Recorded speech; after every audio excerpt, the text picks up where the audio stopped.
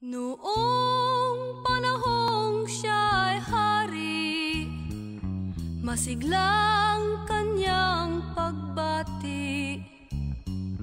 Mahigpit ang hawak ng mga daliri, at ang lakad na may matuwid.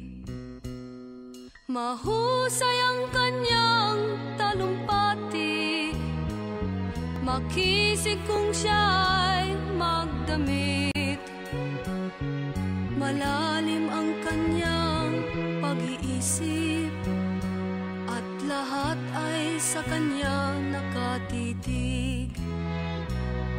Ngunit ngayong siya'y pagod na, mahina na rin ang katawan. Nagmamasdan na lamang sa bintana ang unti-unting pagdaloy ng ulan. At ang unang tanong sa umaga, kung ano ang kanyang nagawa sa paglipas ng 90 taon, nang siya'y malakas at bata pa. Si Lolo Jose, si Lolo Jose, si Lolo Jose, matanda na. Ngunit mahal ko pa si Lolo Jose, kahit siya ngayon ay laos na. Sa piling ng mga alaala, lagi na lamang nag-iisa.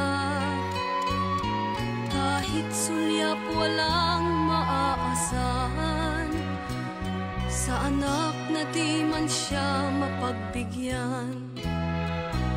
At ang unang tanong sa umaga, kung mayroon pa siyang magigisnan, naliwanag sa nalalabing buhay.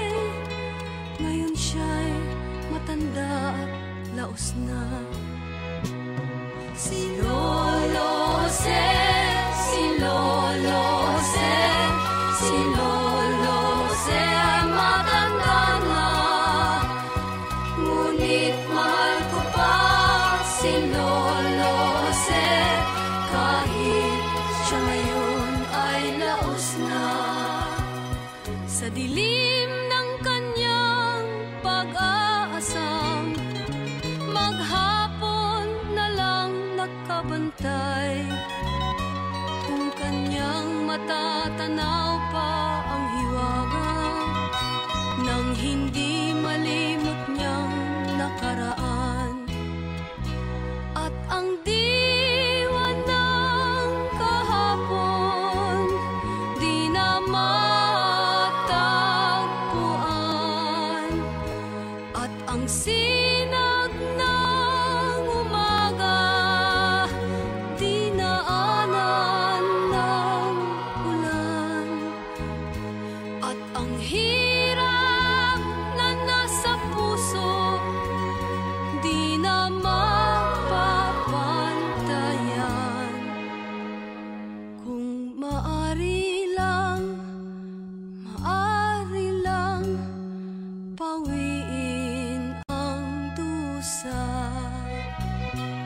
Si